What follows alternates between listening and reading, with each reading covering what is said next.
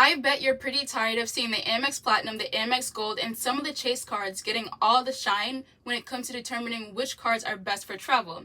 Well, so am I. I've compiled a list of 3 different credit cards, one with no annual fee and 2 with more affordable annual fees, to share with you today. So if you don't want an Amex or Chase card, while there are plenty of good reasons to have those cards, it's also important to acknowledge that not everything is for everybody. So the first card, which I was really excited to learn about, is the Wells Fargo Autograph card. A few reasons I like this card, and I'm going to go into full detail, but is that it has no annual fee and it comes with 24/7 concierge service, which when you look at companies like Amex, you only get concierge service with the Platinum card that is $695 per year. The Wells Fargo Autograph card comes with access to the luxury hotel collection and additional benefits related to that, and you get 3x points on a wide variety of categories, and I haven't seen a company give this many points across this many categories on one single card. So let's begin. As I stated earlier, this card has no annual fee. On the Wells Fargo website, they are currently offering 20,000 bonus points when you spend $1,000 in 3 months, which is valued at $200. Now, 20,000 bonus points is a little low, but that's just because this card has no annual fee.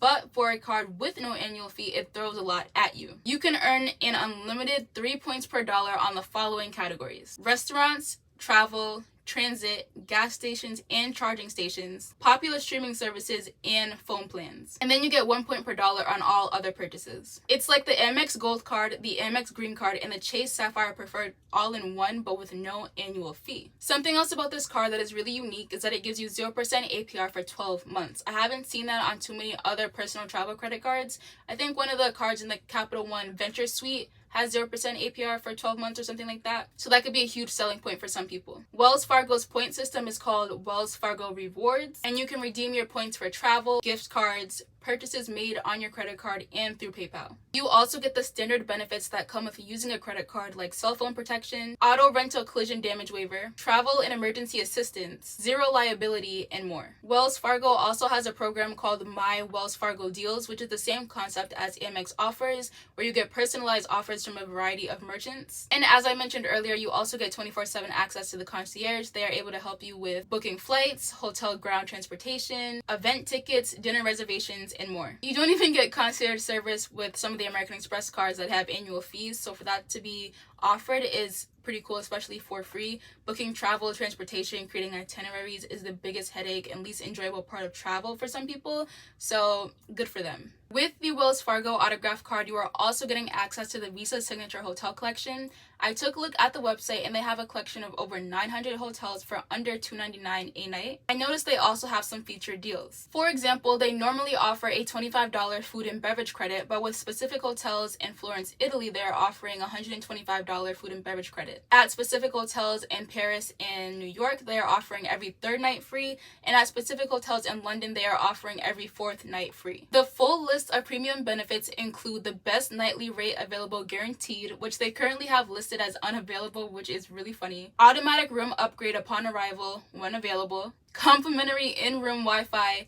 when available. Complimentary breakfast for 2. $25 food and beverage credit. VIP guest status. And late checkout upon request when available. Now we'll get into additional information about the card. The card has 0 foreign transaction fees, which is everything you want in a travel credit card. The website also states that if you have opened a Wells Fargo account in the last 6 months, you may not be eligible for a new one. They also limit the amount of Wells Fargo accounts you can have, and they have a minimum credit limit listed on their website, so if you are approved, it looks like you will be getting at least a whopping $1,000 as a credit limit. I didn't see anything directly on the website, but in doing a little bit of research, I saw that you should have at least a 670 to 700 credit score before applying. But like I said, that didn't come directly from the website, so the second card we are talking about today is the Citi Premier card. Honestly, this is another great option because it also has a wide range of categories you can earn more than 1 point per dollar in. It has a $95 annual fee, and the current welcome offer on the website is 60,000 bonus points when you spend $4,000 in 3 months. Their reward system is called Thank You Points, which just sounds really silly to me,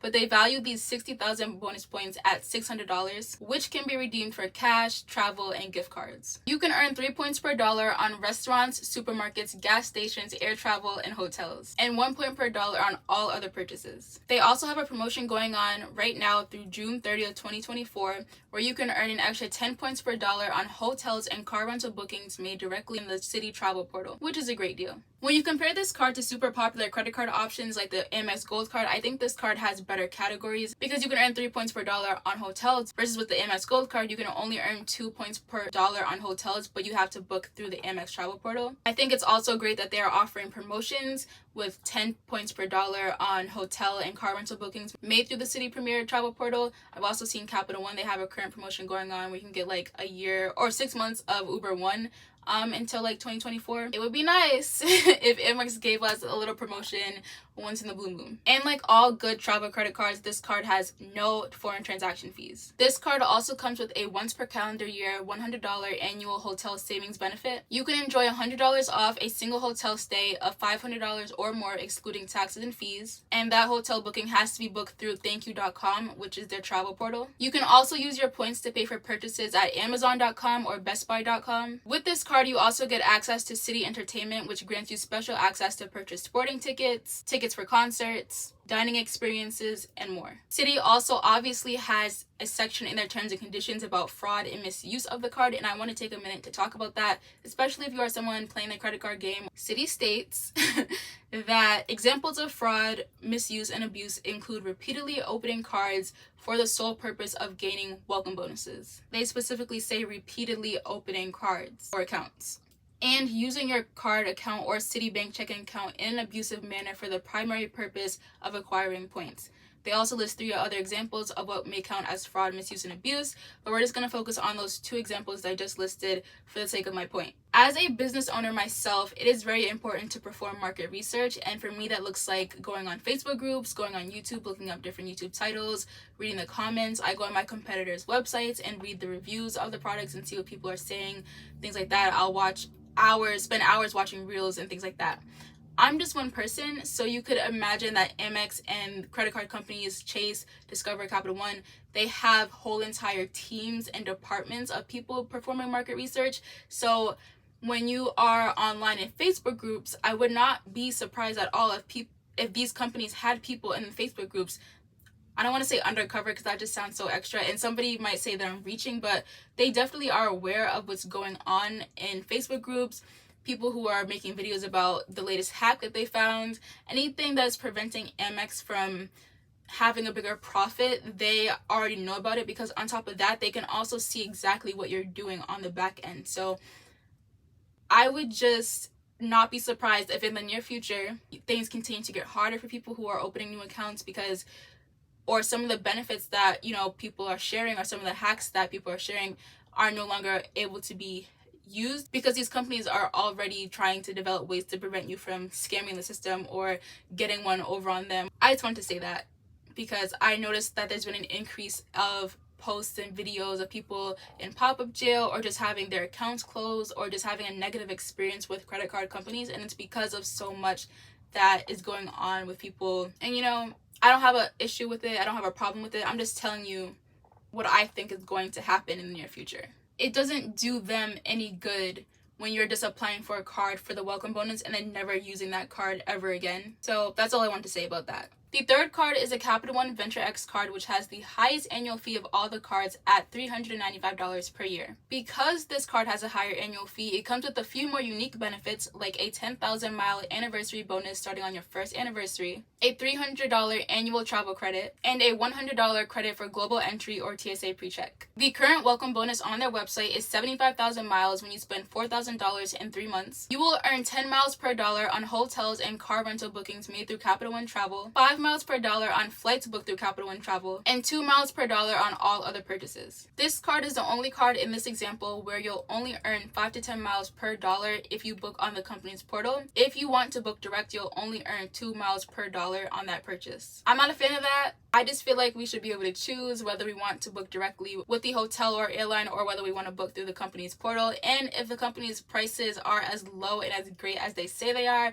then there really shouldn't be any need to worry about what the consumer will choose. Although some people always have their preferences, I just feel like I don't like being told I have to do it this way in order to get this amount of points. I will say though that I do really like the 2 miles per dollar on all purchases. They're not falling into those categories of hotel and rental cars and then flights booked through Capital One Travel, because I feel like the standard is usually 1 point per dollar on all other purchases. So the fact that this card is offering 2 miles per dollar.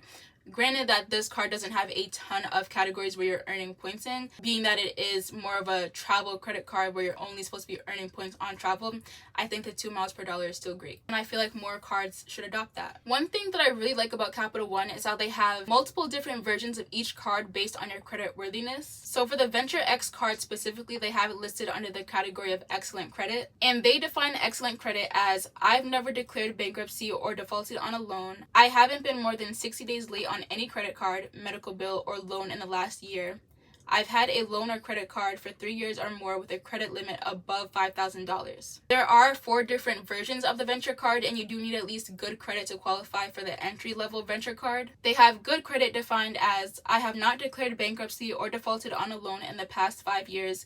I have a credit card or loan and have not been more than 30 days late on any payments in the last year. Now back to the Venture X card specifically, you also get access to Capital One lounges, which there really aren't too many of, but they are opening new lounges in Denver, Colorado, and Washington, D.C. really soon. You also get unlimited access to these Capital One lounges, and you can bring 2 guests for free, which is huge. With the Venture X card, you also get unlimited access for you and 2 guests to over 1,300 lounges worldwide from Priority Pass in the Plaza Premium group. Now I'm going to go over some of the benefits of Capital One Travel because I feel like they have some of the most valuable benefits that I've seen a travel portal provide. You get price drop protection. So if you book a flight when Capital One recommends you to and the price drops within 10 days, you will get a $50 travel credit for the difference. They offer price matches. So if you find a better price within 24 hours of booking, you have to let them know and they will give you a travel credit for the difference. And you can also set price alerts for your flights, and Capital One will monitor the flight 24/7 and let you know when the price drops. I personally don't have the Capital One Venture X card, but I do have 2 other Capital One cards. Although I've never booked with Capital One,